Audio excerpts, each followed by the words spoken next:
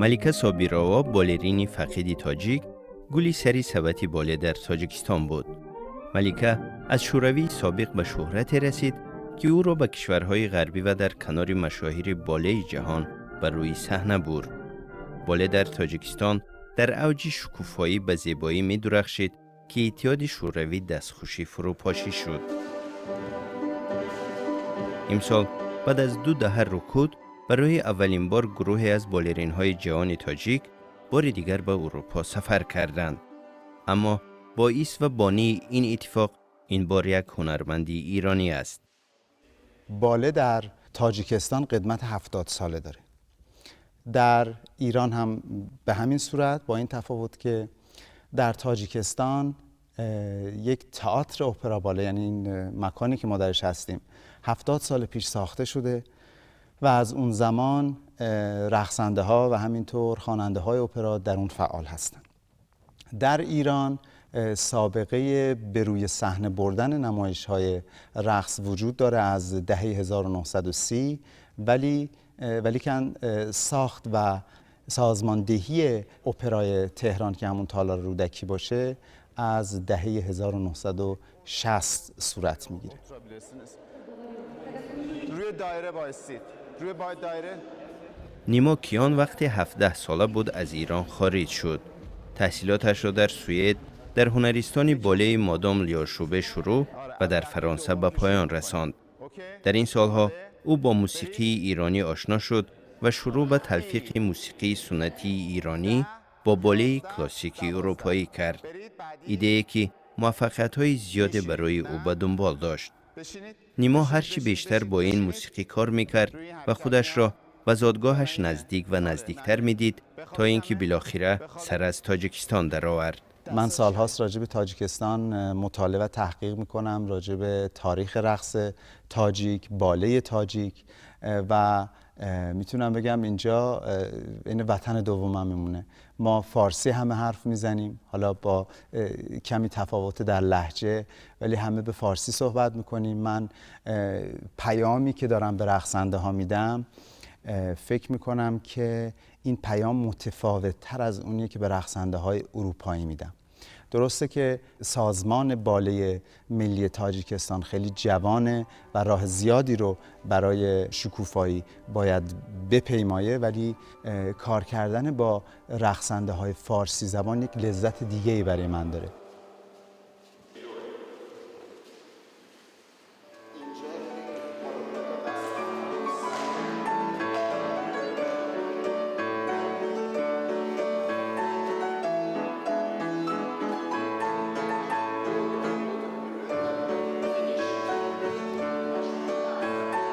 شش تن از دانشجویانی که در این پروژه حضور دارند از کسانی هستند که با مخارج دولتی رقص باله را در هنرستان باله در پرم در روسیه آموختند و این اولین کاری حرفه‌ای آنهاست. دولت تاجیکستان در این سالها شروع به سرمایه‌گذاری جدی در بخش هنر کرده و این پروژه هم بر این اساس به سرعت به نتیجه رسیده است. پروژه ادغام هنر باله با موسیقی ایرانی با همکاری دولت، نیما کیان و هنرمندان از نقاط مختلف دنیا. البته این خیلی کار رو ما ندیده بودیم. ما در دوره شورایی که چقدر ما با شما معلوم است بالرینیست ها می اومدن، هم از اروپا که هم از روس زبان ها بودن، دیگر ملت های اروپایی بودن، لیکن خونی ملی شرقی نداشتن. و جناب نیما کیان اثبات نمود که بالت، یعنی اون صنعت کوریوگرافی کلاسیکی جهانی خیلی هم مشکلی که عموما در دنیا وجود دارد، به شرق خیلی هم وابستگی دارد.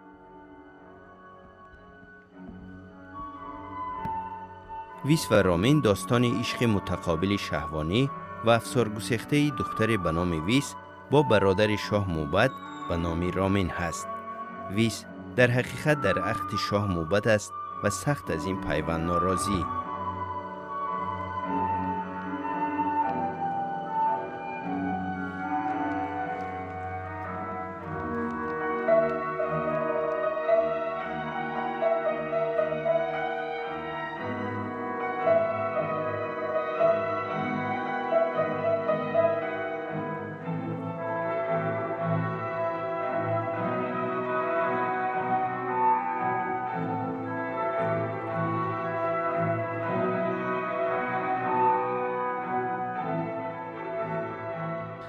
برنامه‌ای که در تاجیکستان به روی صحنه میره اسمش هست سفر به سرزمین فیروزه‌ای که این در واقع استعاره از سرزمین‌های شرقی یا فرهنگ ایرانی پارسیه. این برنامه شامل 5 اثره و پرده اول شامل میشه از باله ویسورامین که در واقع این قسمت کوتاهی از باله بلند ویسورامینه که بعداً به روی صحنه میره به صورت کامل، که موضوع ویسورامین در واقع داستان عاشقانه همون ویسورامینه، داستانی که اسعد گرگانی به نثر و نظم در آورده.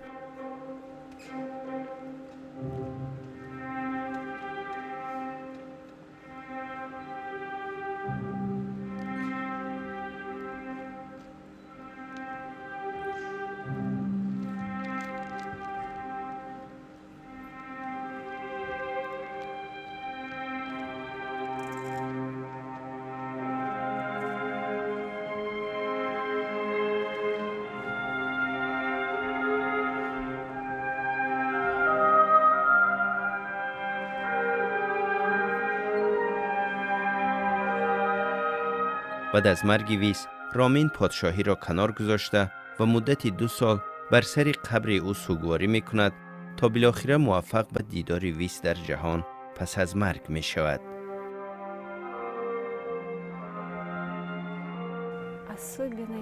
نیما کیان فرهنگ ایرانی رو به زبان رقص باله نشون میده. این کار سختیه. او موفق شده و ما از همکاری با او خوشحالیم.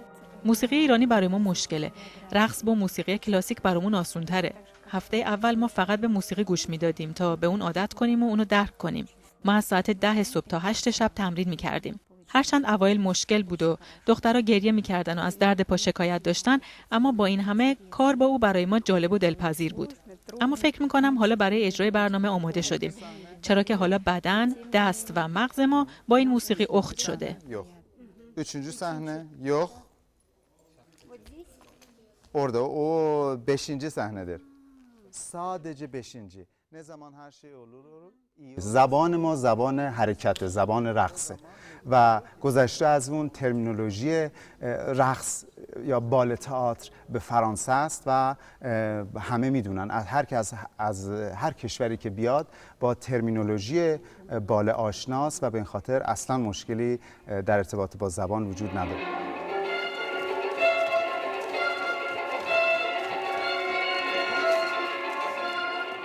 سمفونی مرسیه بر اساس قطعه موسیقی نوحه‌خوان ساخته علی رهبری طراحی شده و ریشه در آیین‌های سوگواری فرهنگی ایرانی دارد. این قطعه سرگذشت مرثیه خان را روایت می‌کند که از شدت تاثیر و اندوه جان می‌سپارد و خودش که راوی یک داستان اساطیری است با اسطوره بدل می‌شود. اسم این اثر هست سمفونی مرسیه و این در واقع مرثیه و مرثیه خوانی رو در فرهنگ ما بیان میکنه و نشون میده. در رقص مدرن سعی میشه که از دکور یا لباس زرق و برقدار استفاده نشه و همینطور که این برنامه، این باله اولین تجربه باله ملی تاجیکستان هست، همه چیز رو به صورت اساسی و پایه‌ای سعی کردیم شروع بکنیم و یکی از علت‌های این که این لباس‌ها انقدر ساده است همینه که بیشتر به حرکت‌ها و اشکالی که اینها به وجود میارن توجه بشه تا به زرق و برق لباس.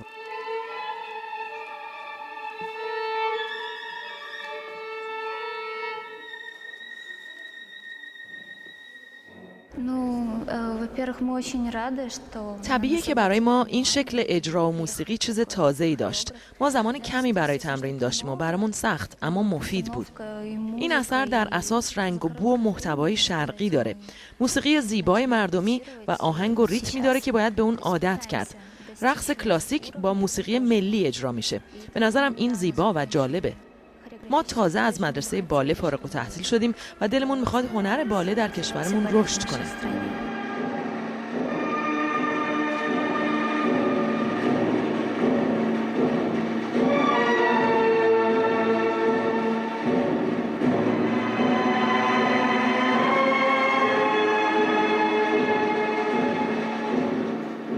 باله زن در 5 صحنه سرگذشت زن را از آغاز خلقت تا دوران معاصر دنبال می کند. قطعه با آفرینشی هوا از دنده چپ آدم و ابراز عشق مرد به زن شروع می شود. اما این ابراز عشق با نیاز به تملک همراه است و به تدریج زن را وامی دارد تا برای رهایی خود و کسب جایگاه برابر با مرد تلاش کند.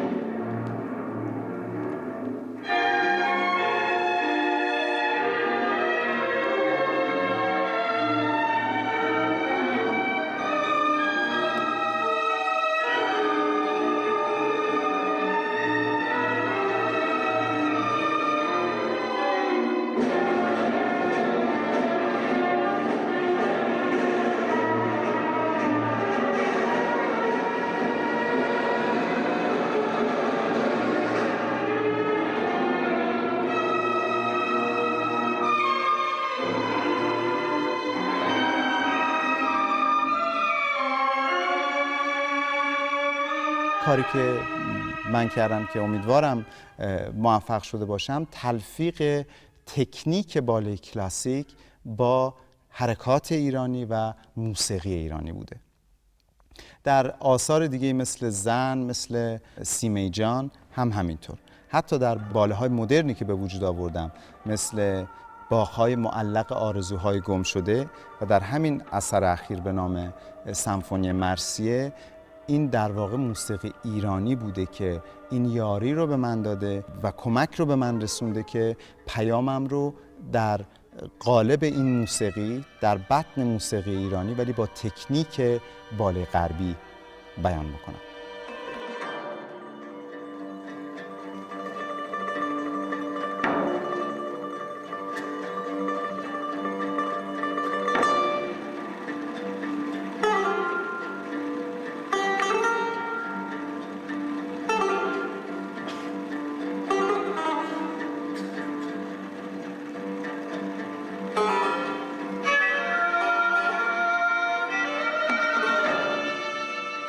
پرده دوم این اثر یا نمایش سفر به سرزمین فیروزه‌ای شامل 3 اثره. اولیش هست سرزمین فیروزه‌ای در آرزوی صلح که هر کدوم از این رقصنده های زن سمبل نوعی جواهر هستند که ریشه در این خاک دارن، یاقوت و الماس و مروارید و زمرد و همینطور فیروزه.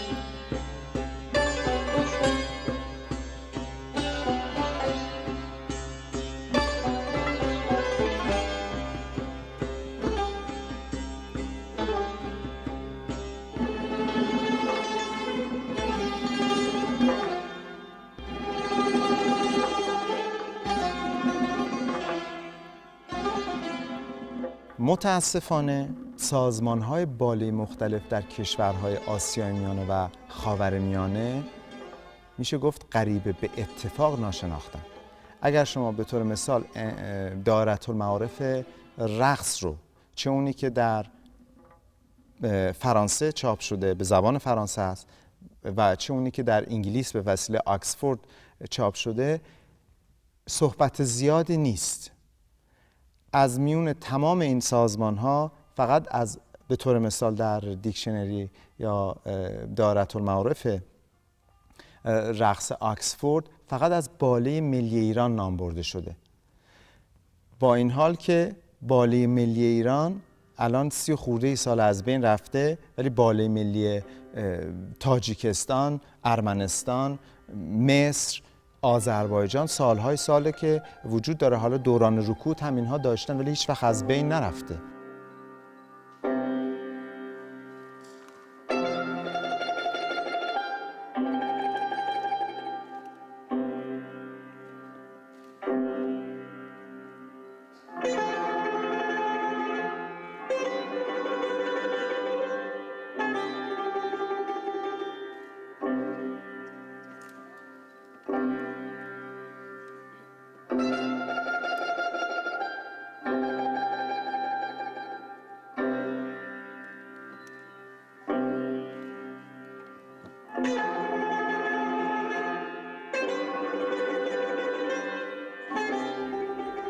اثر بعدی سیمه جان هست با صدای خانم زهره جویا که خواننده اپرای مقیم اتریش هستند و در این اثر در واقع یک داستانی که وجود نداشت، داستان رو من به وجود آوردم، لیبرتوش رو خودم نوشتم به وجود آوردم، راجع به دخترکی که در شمال تازه عروسه و منتظر دیدار شوهرش هست که به ده بغلی رفته برای به اصطلاح کار کردن و با دوستاش این رو در میون میذاره.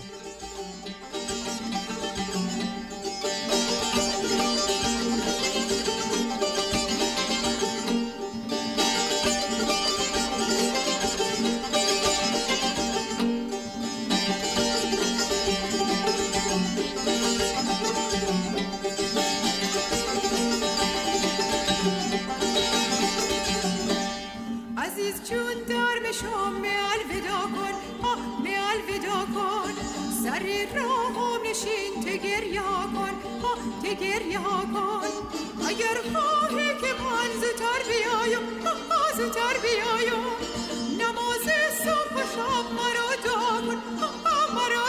کن ستاره آسمون اشمارم امشا برین یارا ببین بیمارم امشا برین یارا ببین بیمارم امشا تمام دشمنان بیدارن امشا عزیز جون در مشام می الودا کن سری راهم نشین تگریا کن اگر خواهی که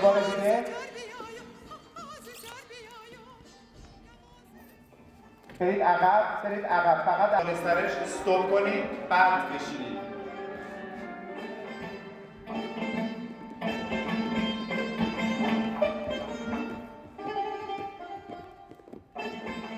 من امید و آرزوم اینه که تا وقتی زنده هستم همکاری نزدیک و مشترک کشورهای این منطقه رو مثل اروپا ببینم. بنده در اروپا مستقر هستم و اونجا زندگی میکنم و خوشحالم از اینکه تجربه اتحادیه اروپا رو به چشم دیدم و دیدم که صلح، همکاری و خدمت شما عرض بکنم همپیوندی به بهترین وجه ممکن بین آدم‌ها و حتی کشورهایی که فقط 60 سال قبل به بدترین وجه ممکن با هم دیگه در جنگ بودن ممکنه و امیدوارم که این فعالیت‌های من در قالب فعالیت‌های فرهنگی و هنری و سازمان بالای ایران منجر به این بشه که هنرمندها، فعالین هنری، فعالین فرهنگی در کشورهای مختلف با هم دیگه همکاری بکنن و من مطمئنم که این منجر به این خواهد شد که آثاری که به وجود میاد هرچه بیشتر غنی‌تر باشه و از یک فرهنگ مشترک تغذیه بکنه.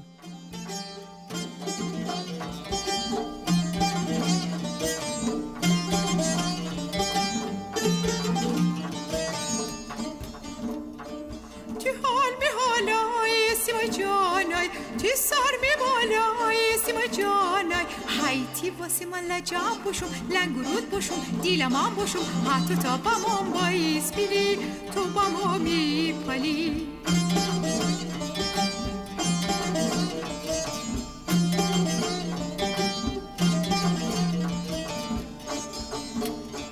به نازم ای دیلت یمونا نتانه مای دانه دیشونا های تو و به منی میپالی بایز بیلی خیلی باز خیلی همو چال بیبی مای سبز سار یا بلافشی چشم بار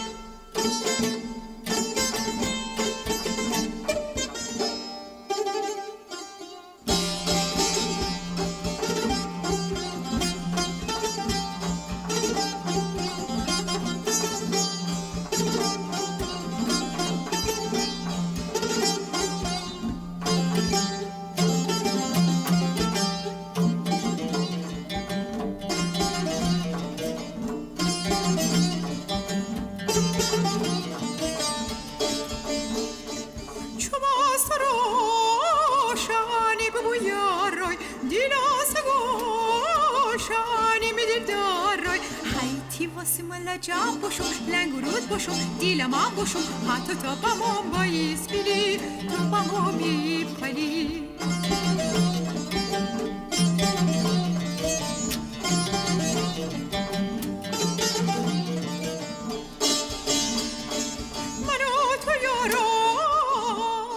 تا تولد ستاره همچون ملیکه صابیرова بالرینی فقید تاجیک راه طولانی در پیش است، اما رقصندگان تاجیک پیمودن این راه را با گام‌های ظریف و نوک پنجه آغاز کردند.